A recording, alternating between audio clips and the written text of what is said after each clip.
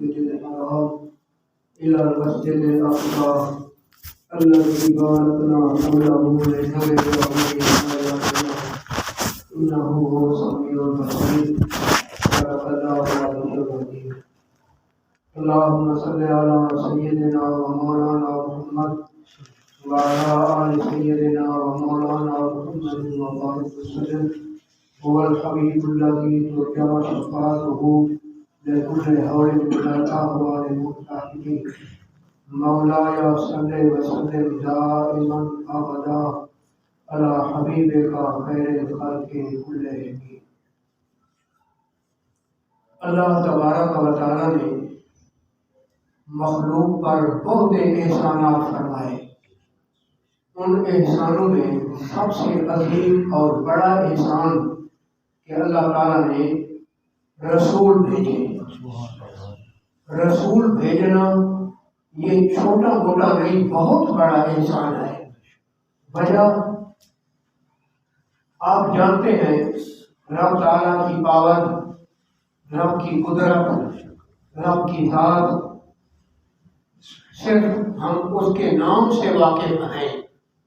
کما حق ہو آج تک کسی کو اس کی پہچان ہو ہی نہیں سکی. بلکہ میں گناہگار تو بہت دور کی بات، جنہوں نے دیکھا رسول اللہ صلی اللہ علیہ وسلم نے رب العزت کی زیارت کروائی، اور زیارت بھی اس طرح کے رب تعالیٰ سامنے. زیارت کے بعد نبی پاک بھی یہی فرماتے مولا ما عرفنا کا حق کا ہمارے باغے کا کما حق کو تجھے ہم بھی نہ پہچان سکے. تو جہاں دیکھنے والے بھی نہ موجود ہوں وہ نہ پہچان سکے، جو نہ دیکھ سکا وہ کیسے پہچانے. اور کیوں؟ وجہ میرے بھائی وجہ یہ ہے کہ ہماری نظر جب اٹھے چلتے چلتے چلتے یہ آسمان تک ہی جائے گی نا، اسے آگے تو نہیں جا سکتی.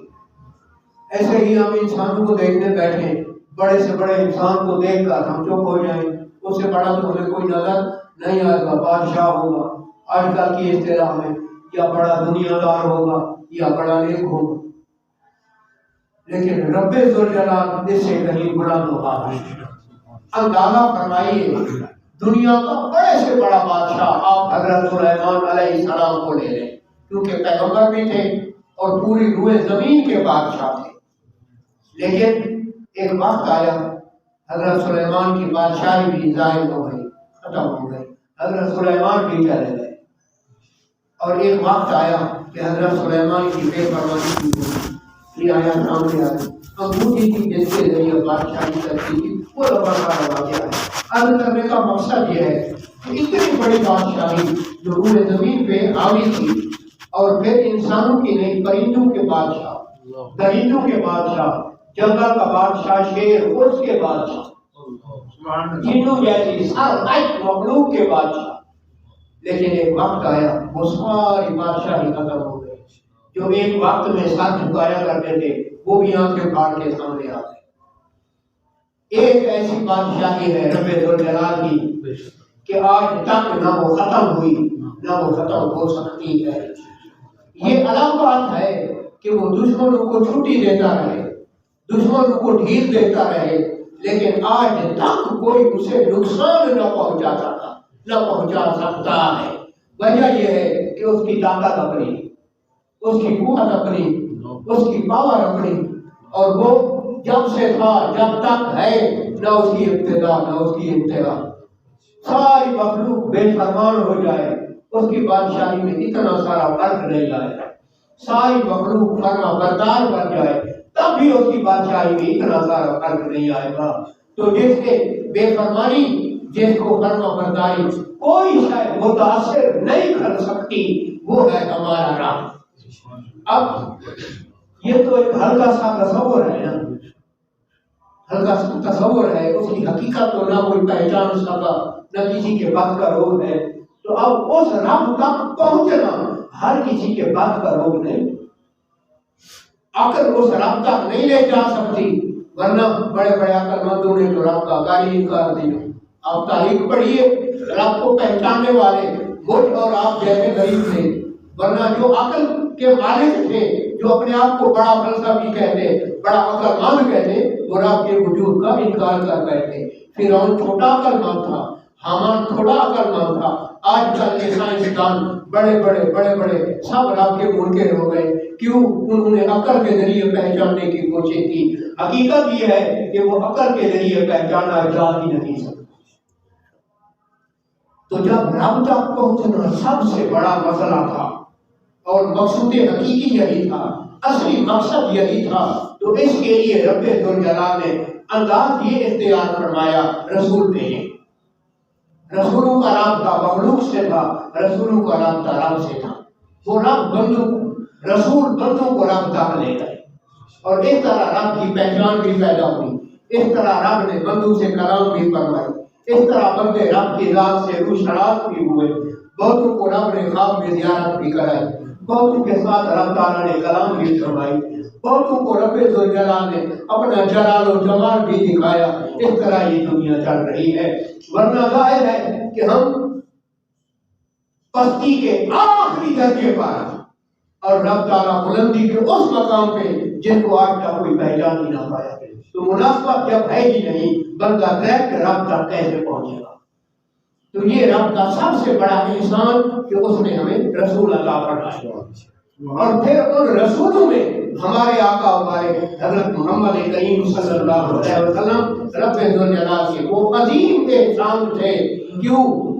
ہر رسول اپنی امت کا رہنما ہوتا ہے، ہر رسول اپنی امت کے لیے بہتری سوچتا ہے، لیکن خدا کی قسم جو بہتری ہمارے رسول نے سوچی اس کی تو کہیں مثال ہی نہیں۔ خود فرماتے ہیں تو دوزخ کے گڑھے تک پہنچ چکے تھے، دوزخ کے کنویں پہ کھڑے تھے، چھلانگ ہی لگانے والے تھے، میں نے آ کے تمہیں پکڑ لیا، اور اس طرح پکڑا کہ تمہاری بوکھوں سے پکڑ کے تمہیں دور پھینکا۔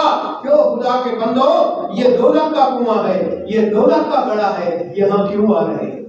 اور یہی وجہ ہے، آپ جانتے ہیں رسول اللہ کے آنے سے پہلے کیا حال تھا اور نبی پاک کے آنے کے بعد کیا حال ہوا۔ دوزخ سے بچانے والے رسول اللہ صلی اللہ علیہ وسلم، اور پھر جنہیں نہ اپنی پرواہ تھی، نہ کسی اور کی پرواہ تھی، نہ بیوی بچوں کی پرواہ تھی تو صرف اور صرف گناہگار امت تھی، اور ہمیشہ گناہگار امت کے لیے سوچتے رہے، اور آج بھی انہی کے لیے دعائیں فرما رہے ہیں۔ میرے بھائیوں، جو گتھیاں نبی پاک نے سلجھائی، شیطان چھوٹی موٹی شے نہیں، رب تعالیٰ کے مقابلے میں آنے والا اور پھر بے پناہ پاور رکھنے والا، جو حضرت سلیمان بادشاہ ہونے کے باوجود نہ لے سکے۔ شیطان کو رب نے وہ پاور دی۔ حدیثوں میں آیا سمندر کے اندر پانی کے اوپر اپنا تخت لگاتا ہے، اب سمندر کے پانی پہ اسے بیٹھنے کی کون ہمت دیتا ہے، اسے بیٹھنے کی کون طاقت دیتا ہے؟ پھر پوری روئے زمین کے اوپر آرڈر چلاتا ہے، ایک اشارہ کرتا ہے سارے آ جاتے ہیں، ایک اشارہ کرتا ہے چلے جاتے ہیں۔ ہمارے اندر اس طرح ریس رہا ہے جس طرح ہمارے اندر خون چل رہا ہے۔ یوں سمجھیے کہ خون کے اندر جراثیم شیطان ہے، تو اس طرح اس کو ہمت دی گئی، قوت دی گئی، اتنی دیر میں پوری دنیا کا چکر لگا لے، چاہے باہر آئے چاہے اندر آ جائے۔ تو اتنا بڑا دشمن ہمارا، کھلا دشمن، اب اس دشمن سے ہمیں بچانے والا کون تھا؟ پہلے نمبر پر رب تھا، دوسرے نمبر پر رسول اللہ۔ نبی پاک نے اس دشمن کی ہر چال ہمارے سامنے رکھی، فرمایا یوں بھی دشمنی کرتا ہے، یوں بھی دشمنی کرتی ہے۔ آپ یوں سمجھیے، فرمایا فلاں ٹائم سفید کپڑے پہن کے آئے گا، فلاں ٹائم کالے کپڑے پہن کے آئے گا، فلاں ٹائم پینٹ شرٹ پہن کے آئے گا، فلاں ٹائم چادر شلوار پہن کے آئے گا، فلاں ٹائم بال کٹا کے آئے گا، فلاں ٹائم زلفیں رکھ کے آئے گا۔ تو ساری تفصیل جب اللہ کے رسول نے بتا دی تو بہت ایسے بندے آئے۔ شیطان نے رب سے کہا تھا کہ دیکھنا پھر کون ہوگا تیری ماننے والا۔ جب رب تعالیٰ نے اسے فرمایا نا نکل جا مردود، بڑا غصہ آیا اسے، رب سے کہتا ہے تیرے بندوں کو اس طرح گمراہ کروں گا تیرا صرف نام رہ جائے گا، نہ کوئی سجدہ کرنے والا ہوگا، نہ کوئی کعبے کا طواف کرنے والا ہوگا، نہ کوئی مسجد ان کے گرد گھومنے والا ہوگا۔ رب نے بڑا پیارا جواب دیا، فرمایا ان عبادی لیس لک علیہم سلطان، اور بعد وقت جا جو میرے بندے ہیں ان کے اوپر تیرا اتنا اثر ہی نہیں ہوگا۔ اور ایسے ہوا۔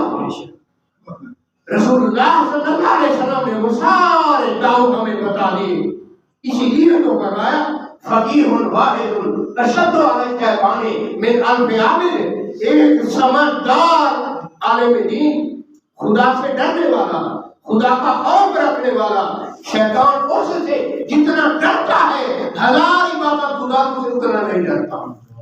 امام راضی رحمۃ اللہ علیہ ایک دن بیٹھے تھے، شیطان امام راضی کے پاس انسانی شکل میں آ گیا، کہتا ہے تم سارا دن یہ درس دیتے ہو، یہ پڑھاتے ہو کہ شیطان محروم ہے، معروم ہے، معروم ہے، کیا خدا کی رحمت؟ رب نے خود فرمایا واقعہ کل شے، میری رحمت ہر شے پر وسیع ہے، ہر شے پر چھائی ہوئی ہے، میں شاید ہوں یا نہیں ہوں۔ شیطان کہتا ہے امام راضی سے میں شاید ہوں یا نہیں ہوں۔ شاید کہتے ہیں جس کے بارے خبر نہیں ہے، یہ شاید، یہ شاید، یہ کپڑے شاید، انگلی شاید، ہر چیز میں چیز ہوں یا نہیں ہوں۔ کہا ہے آپ جب میں شاید ہوں تو پھر رحمت کے اندر میں گیا، تو یہ کیسے کہتے ہو کہ میں خدا کی رحمت سے معروم ہوں؟ امام راضی رحمۃ اللہ علیہ فرماتے ہیں میرے دل میں تھوڑا خلش ہوا کہ بات تو بات کی سچی ہے، ٹھیک ہے، جب یہ شاید ہے اور رب کی رحمت ہر شاید پر وسیع ہے تو پھر یہ بھی رب کی رحمت میں آ گیا۔ ڈب لگانے والا تھا، ان کے پیر و مرشد تھے حضرت نجم الدین کبرا رحمۃ اللہ علیہ، سامنے ظاہر ہوئے، فرمایا راضی شیطان کے آگے پھنستا ہے؟ کہا جناب میری مدد کریں۔ فرمایا آگے جو آیت ہے وہ پڑھو اس بات کے سامنے، فَسَأَكْتُبُهَا لِلَّذِينَ يَتَّقُونَ وَيُؤْتُونَ الزَّكَاةَ وَالَّذِينَ هُمْ بِآيَاتِنَا يُؤْمِنُونَ۔ اور بعد وقت جو شاید وسیع ہو وہ نہیں بچاتی، بارش پوری زمین پہ آتی ہے نا، لیکن کون سی زمین ہے بارش کے لیے نقصان دہ ثابت ہوتی ہے، بارش بھی ان کے لیے نقصان دہ ثابت ہوتی ہے، تو اس کا یہ مطلب نہیں ہوتا کہ جہاں بارش ہے فائدہ پہنچائے گی، نا اور تو کو بارش نقصان بھی دیتی ہے، اور بعد وقت رحمت تو تجھے نقصان دے گئی۔ اگر یہ تیرے لیے فائدہ مند ہوتی تو شیطان کیوں کرتا، تو بہترین انسان کرتا۔ فَأَكْتُبُهَا لِلَّذِينَ يَتَّقُونَ، یہ رحمت ہر کسی کو نہیں ملتی، اسی کو ملتی ہے جو رب کا فرما بردار ہے۔ جو یہ بدھیاں رسول اللہ صلی اللہ علیہ وسلم نے سمجھائیں، ایک دن نبی پاک تشریف فرماتے، یہ چند حدیثیں اس لیے عرض کر رہا ہوں آپ کو پتہ چلے کہ جو مسئلہ نہ کوئی سلجھا سکا نہ کوئی سمجھا سکا، نبی پاک نے بتا دیا، سلجھا دیا اور امت کی پوری رہنمائی فرمائی۔ رسول اللہ صلی اللہ علیہ وسلم نے فرمایا جب مردے کو قبر میں سلاتے ہو اس کا منہ کعبے کی طرف کرو۔ یا رسول اللہ کیوں؟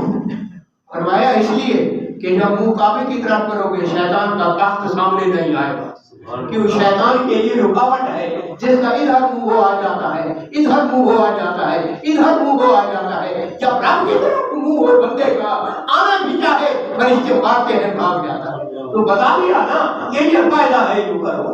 ایسے ہی فرمایا جب آدمی مر جائے مرنے کے بعد اس کی آنکھیں بند کرو۔ یا رسول اللہ کیوں؟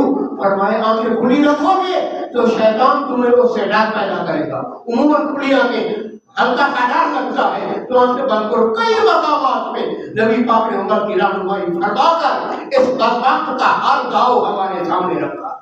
حضرت عائشہ رضی اللہ تعالیٰ عنہا ایک دن نبی پاک سے کہتی ہیں یا رسول اللہ میرے حق میں دعا فرمائیں۔ نبی پاک نے دعا شروع کی، فرمایا مولا عائشہ کے چھوٹے گناہ معاف کر، عائشہ کے بڑے گناہ معاف کر، عائشہ کے چھپے ہوئے گناہ معاف کر، عائشہ کے ظاہر گناہ معاف کر، میری حریم ناز میں آنے سے پہلے تھے وہ بھی معاف کر، میری حریم ناز کے بعد جو ہوں گے وہ معاف کر۔ مولا عائشہ کے وہ گناہ جو جان کر کیے معاف کروا، جو بھول کر کیے معاف کرا۔ بڑی لمبی دعا کی، حضرت عائشہ بڑی کھیل کھلائی، یا رسول اللہ اتنی شفقت فرمائی کہ مبارک آنکھوں میں آنسو آ گئے۔ فرمایا عائشہ میں تو یہی دعا روزانہ ساری امت کے لیے کرتا ہوں، صرف تیرے لیے نہیں۔ وہ ایسے رہنما کی ضرورت تھی جو ہم گناہوں میں ڈوبے ہوں کے لیے آتا اور وہ آگے ہمیں ہماری ٹانگوں سے کھینچ کر دھوکہ کے کڑوں سے نکال کے جنت کی اپنی نعمتوں سے مالامال کرتا تو ایسے محسن کی ضرورت تھی اور خدا وہ محسن لے آیا. دنیا کچھ کہتی رہے کہ جی کیا ضرورت تھی, تو ضرورت تھی تو ہم آج کلمہ پڑھ رہے ہیں, ورنہ میرے بزرگ تیری طرح آج ہم سورج کے پیچھے نہیں بھاگ رہے, بت کے پیچھے نہیں بھاگ رہے. یہ کلام نہ آپ کا ہے نہ میرا ہے, یہ محمد کریم صلی اللہ علیہ وسلم. تو انسان کی عقل ممکن ہے جہاز بنانے میں کامیاب ہو جائے, ممکن ہے راکٹ بنانے میں کامیاب ہو جائے, لیکن تاریخ بتاتی ہے رب کو ڈھونڈنے میں حکومت ناکام ہوئی, اور رب کو ڈھونڈنے میں عقل کامیاب کیسی ہوتی ہے جو غریب ہو, جو سادہ ہو. اسی لیے تو علامہ نے کہا عطا اسلاف کا جذبے درو کر, شریک زمرہ لا یحذرو کر, خرد کی گٹھیاں سلجھا چکا میں, میرے مولا مجھے صاحب جرو کر. مولا عقل ختم ہو گیا, اب مجھے دیوانہ کر دے. نبی پاک صلی اللہ علیہ وسلم ایک دن بیٹھے, ایک بدو بھاگتا بھاگتا دوڑتا کھانا سامنے لگا تھا. صحابہ کرام کا یہ طریقہ تھا, جب نبی پاک کے ساتھ کھانا کھاتے, کھانے کی ابتدا نبی پاک فرماتے. یہ طرح ہے عموماً بزرگ پہلے لقمہ اٹھاتا ہے پھر باقی, تو صحابہ کا یہ طریقہ تھا. نبی پاک کے ساتھ کھانا کھاتے تو شروع نبی پاک فرماتے. انتظار میں بیٹھے ہیں کہ نبی پاک کھانا شروع کریں. ایک لڑکی آئی, ٹوٹ پڑی کھانے کے اوپر, ایسے محسوس ہوتا اسے کسی نے دھکا دیا اور وہ کھانے کے اوپر آ گئی. لقمہ توڑنے ہی والی تھی, نبی پاک نے اس لڑکی کا ہاتھ پکڑ لیا, رو گئی. جو ہی ہاتھ پکڑا ایک لڑکا آ ٹوٹا, وہ بھی اسی طرح محسوس ہوتا اسے کسی نے دھکا دیا اور وہ کھانے کے اوپر آ گیا. نبی پاک نے اس کا ہاتھ بھی پکڑ لیا. دونوں کا ہاتھ پکڑنے کے بعد نبی پاک صلی اللہ علیہ وسلم نے انہیں دور کر کے بٹھا دیا, بسم اللہ پڑھ کے کھانا شروع کیا. کھانا کھایا, صحابہ کرام سے فرمایا سمجھتے ہو یہ کیا ہوا؟ یا رسول اللہ ہمیں کوئی پتہ نہیں. فرمایا ہمارے کھانے کو خراب کرنے کے لیے شیطان ان دو کو لے آیا. یہ ذہن میں رکھیے, شیطان کھاتا بھی ہے, شیطان پیتا ہے, سارے کام کرتا ہے, جو انسان کرتا ہے سارے کام کرتا ہے, حدیثوں سے ثابت ہے. شیطان نے چاہا میں اس کھانے کو بابرکت نہیں بے برکت کروں اور اس سے برکت ختم ہو جائے. اس کے لیے طریقہ عموماً شیطان یہ اختیار کرتا ہے کہ کھانا کھانے والے کھانے پر بسم اللہ نہیں پڑھتے. جب کھانے پر بسم اللہ پڑھ کر کھانا شروع کیا جائے تو سارا کھانا بابرکت ہو جاتا ہے, اور اگر بغیر بسم اللہ کے شروع کیا جائے تو پھر سارا کھانا بے برکت ہوتا ہے. تو یہ کھانے کو بے برکت بنانے کے لیے ایک لڑکی کو دھکا دے کے لے آیا کہ یہ لڑکی بسم اللہ نہیں پڑھے گی, کھانا شروع کر دے گی, تو کھانے کی ابتدا بغیر بسم اللہ بھی ہوگی, سارا کھانا بے برکت ہو جائے گا. تو میں نے اس کا ہاتھ پکڑ دیا. جب میں نے ہاتھ پکڑا تو وہ کھانا بغیر بسم اللہ کے شروع نہ ہو سکا. پھر یہ لڑکے کو لے آیا, اس کا بھی میں نے ہاتھ پکڑ لیا. وہ کوئی ایسا ہو نا جو یہ گتھیاں دل جائے. فرمایا جب اس کے ذریعے کھانا نہ کھلا کھا سکا, اس کے ذریعے بھی کھانے کی ابتدا نہ ہو سکی, تو بس وقت منہ موڑ کے جانے لگا. میں نے اس کو بھی پکڑ لیا. اب شیطان کا ہاتھ میرے ہاتھ میں ہے, تمہیں نظر آئے یا نہ آئے. بچے کا ہاتھ میرے ہاتھ میں ہے اور اس بچے کا ہاتھ بھی میرے ہاتھ میں ہے. تینوں کو میں پکڑے بیٹھا ہوں, پڑھو بسم اللہ کھانا شروع کرو. تو یہ گٹھیاں کس نے سلجھانی تھی؟ اللہ کے رسول نے سلجھانی تھی. اوپر کو بتایا ایک دن رسول اللہ صلی اللہ علیہ وسلم صحابہ کرام کے ساتھ کھانا نہیں کھا رہے تھے. نبی پاک بیٹھے تھے, صحابہ کھانا کھا رہے تھے. کھانے کے دوران چند ایک لقمے باقی تھے, باقی کھانا وہ سارا کھا چکے تھے. بس چند ایک لقمے باقی تھے. نبی پاک بڑے ہنسنے لگے. کھانا نہیں کھا رہے تھے, الگ بیٹھے تھے, بڑے ہنسے. صحابہ نے پوچھا یا رسول اللہ مسئلہ کیا ہے؟ ہمارا مسئلہ یہ ہے کہ انہوں نے کھانا جب شروع کیا بسم اللہ پڑھنا بھول گئے. جب بسم اللہ پڑھنا بھول گئے شیطان کھانے میں شامل ہو گیا. مسئلہ یہی ہے کہ ہر وہ شے جس پر اللہ کا نام نہ لیا جائے بدبخت اسے کرتا ہے, اور ہر وہ شے جس پر اللہ کا نام لے لیا جائے بدبخت کے لیے وہ حرام ہو جاتی ہے، اس کو یہ نہیں کھاتا۔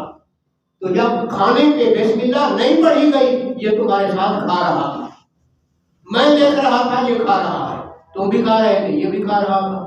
کھاتے کھاتے کھاتے ایک آدمی کو یاد آیا ہم نے تو بسم اللہ پڑھا ہی نہیں۔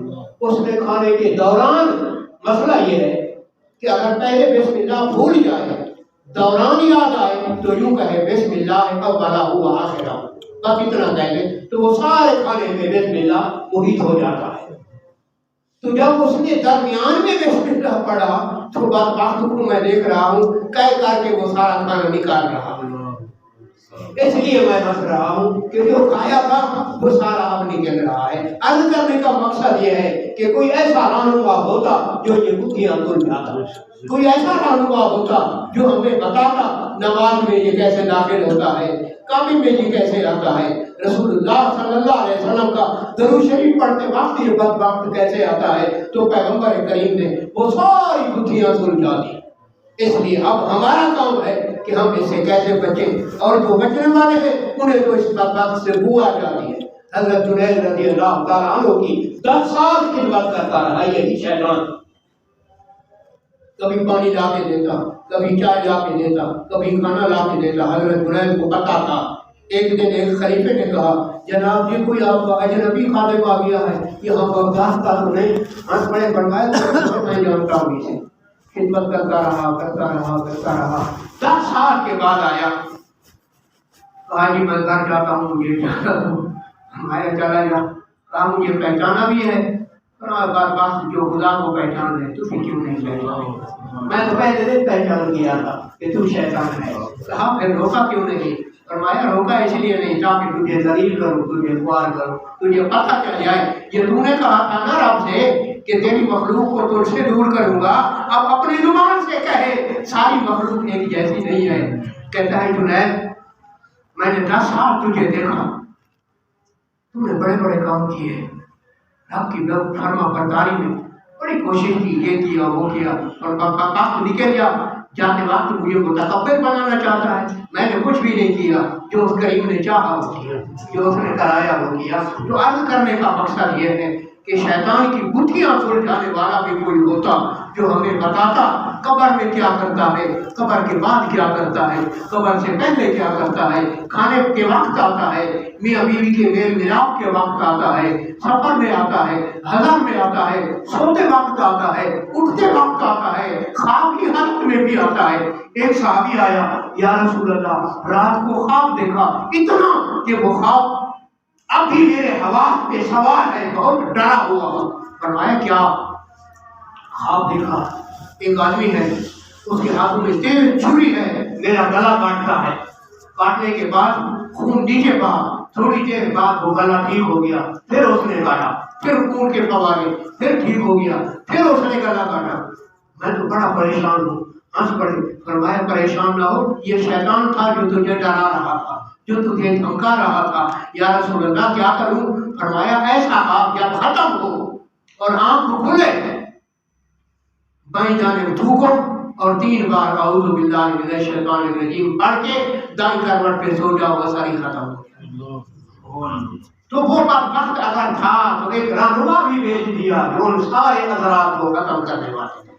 تو اس لیے میرے بھائیوں بزرگوں، پیغمبر رب ذوالجلال کی ایک ایسی عظیم رحمت ہے کہ جس نے یہ سارے ہمیں داؤ بتائے، یہ سارے ہمیں پیش بتائے کہ یوں کرتا ہے، یوں کرتا ہے، یوں کرتا ہے۔ ایک آدمی دیوار کے جس طرح یہ پیچھے دیوار ہے، میں یہاں بیٹھا ہوں، اس طرح بیٹھا تھا، دیوار کے ساتھ سہارا لگا کے بھاگتا بھاگتا آ گیا، کہا یہ دیوار کی دیواری ہے، جلدی جلدی آگے ہو گیا۔ اللہ کے جو بندے ہیں سچے، انہیں اس بدبخت سے بو آتی ہے اور وہ بو سے سمجھ لیتے ہیں یہ شیطان ہے۔ اس اللہ کے بندے کو بو آئی، کہا تو ہے کون؟ کہا میں شیطان ہوں۔ کہا شیطان نے آج تک کسی کی رہنمائی کی ہی نہیں، جس کو رب کھلا کھلا دشمن فرمائے وہ ہمارا دوست ہو کیسے سکتا ہے؟ پہلے یہ بتا کہ اس میں داؤ کیا ہے، یہ رہنمائی نہیں، اس کے اندر کچھ اور چھپا ہوا ہے، وہ بتا۔ کہا پہلے آگے ہو پھر بتاؤں گا۔ کہا نہیں تیرے کہنے پہ بات ہو جاؤں گا آگے نہیں ہوگا. بڑی تفصیل. کہا نہیں گر جائے مر جاؤں تیرے کہنے پہ آگے نہیں ہوگا. بتانا پڑا. کہا مسئلہ یہ تھا دیوار واقعی گرنے والی تھی اور باقی گری بھی صحیح دیوار. پھر تو رہنمائی کرنے کیوں آیا؟ کہا مسئلہ یہ تھا کہ اگر تو بیٹھا رہتا تجھے پتا نہ چلتا تو دیوار کے نیچے دب کے بعد زیادہ شہید ہوگا. اس لیے آیا ہوں تاکہ اسے دور کروں گا ورنہ شہید تو نہ ہو. اب آپ یہ اندازہ فرمائیں اس بدبخت کی کتنی دشمنی. کبھی نماز کے لیے آگے جگاتا ہے آؤ نماز پڑھو. کون ہے؟ شیطان. وہ بدبخت تو نماز کے لیے بلا رہا ہے. کہا پہلے پڑھ. کہا تیرے کہنے پہ نہیں پڑھوں گا رب کے کہنے پہ پڑھوں گا. بتا کیوں آیا. بالآخر بتانا پڑا. کہا اگر تیری نماز تیری سستی کے بغیر رہ جاتی نماز قضا کرتا بڑا روتا بڑا صدقہ کرتا بڑا خیرات کرتا ممکن ہے رب راضی ہو جاتا اور تجھے وہ کچھ دیتا جو نماز ادا کی صورت میں نہ ملتا. اس لیے پڑھوانے آیا ہوں تاکہ وہ تو نہ ملے کم از کم ادا والا ثواب. تو میرے بھائیوں جو کھلا دشمن ہے وہ ہر لمحے اپنی دشمنی ظاہر کرتا ہے اور ایسے رہنما کی ضرورت تھی جو اس کی سارے داؤ سارے پیچ ہمیں بتا دے کہ یوں آتا ہے. مثال دیجیے حضرت رسول اللہ صلی اللہ علیہ وسلم کی لمبی ساری حدیث ہے. آپ کی حصہ اذکار کر رہا ہوں. یحییٰ علیہ السلام کے پاس آیا شیطان. حضرت یحییٰ شیطان سے پوچھتے ہیں ہماری اتنا بتا کبھی میرے اوپر بھی کچھ کامیابی حاصل کی؟ چھوڑو ان چکروں کو. فرمایا نہیں پہلے بتا ورنہ نکل جا. کہا ایک دن کامیاب ہوا. فرمایا کیا؟ کہا پہلے تم تہجد کے لیے گھنٹہ پہلے اٹھتے تھے. ایک رات تمہارے کھانے میں کچھ ایسی چیزیں گھر والوں نے ڈالی جن کی وجہ سے تم نے کھانا زیادہ کھایا اور زیادہ کھا کر تمہیں نیند آئی بجائے گھنٹے کے آدھا گھنٹہ پہلے کھڑے. حضرت یحییٰ علیہ السلام نے قسم اٹھائی کہ آج کے بعد رات کا کھانا کھاؤں گا ہی. تو اللہ کے بندوں نے اس بدبخت کو نہ اپنے قریب آنے دیا کیوں رب نے ان کی رہنمائی اور وہ آج بھی چل رہی ہے. ہم دور ہو گئے اس لیے ایک ایسے رہنما کی ضرورت تھی جو اس بدبخت کے داؤ بتاتا اس کے پیٹھ بتاتا کہ حملہ یوں کرتا ہے اور وہ سارا آج ہمارے سامنے آ گیا. صرف آپ کی معلومات کے لیے امام شارانی رحمۃ اللہ علیہ کی ایک کتاب ہے جس کا نام ہے انیب المغترین کہ شیطان کے داؤ میں پھنسنے والوں کو کیا کرنا چاہیے. ترکی سے کتاب آئی تقریباً 300 صفحات پہ مشتمل. ہر داؤ ہر پیج کا بتا دیا. اردو ترجمہ بقول ان کے ہو رہا ہے کچھ عرصہ بعد آ جائے گا. تو میرے بھائیوں بزرگوں نے سارے داؤ بتائے نبی پاک نے بتائے حدیثوں میں آ گیا. الحمدللہ دین آج واضح ہے دین روشن ہے. عبادت کس طرح قبول ہوتی ہے یوں قبول ہوتی ہے. عبادت رات کس طرح ہوتی ہے یوں رات ہوتی ہے. شیطان بھاگتا کیسے ہے یوں بھاگتا ہے. فرمایا صبح جب اٹھتے ہو صبح کی نماز پڑھنے کے بعد 7 بار کہہ دو اعوذ باللہ من الشیطان الرجیم. سارا دن شیطان ایسا کام نہیں کرا سکے گا کہ جس کے اندر معاذ اللہ ایمان سے دوری ہو. یعنی 7 بار اعوذ باللہ پڑھنے سے اس دن تمہارا ایمان محفوظ رہے. ایسے ہی رات کو سوتے وقت نبی پاک صلی اللہ علیہ وسلم نے فرمایا وضو کر کے سو. اگر وضو نہیں کر سکتے تو تیمم کر کے سو اور تیمم کر کے سونے کے بعد ساری رات کو تمہارا تیمم قائم رہے گا. شیطان نہ تمہیں گندا خواب دکھا سکے گا اور نہ تمہیں ایسا کام کروا سکے گا جو تمہاری پریشانی کا باعث بنے. اب تفصیل تو ساری نبی پاک نے بتا دی. اب عمل کرنا ہمارا کام ہے. تو ایسے رہنما کی ضرورت تھی جو میدان میں آئے اور اس بدبخت کے ہر داؤ اور ہر پیٹ کو ہمارے سامنے رکھیں تاکہ آئندہ اللہ رب العزت ہم سب کو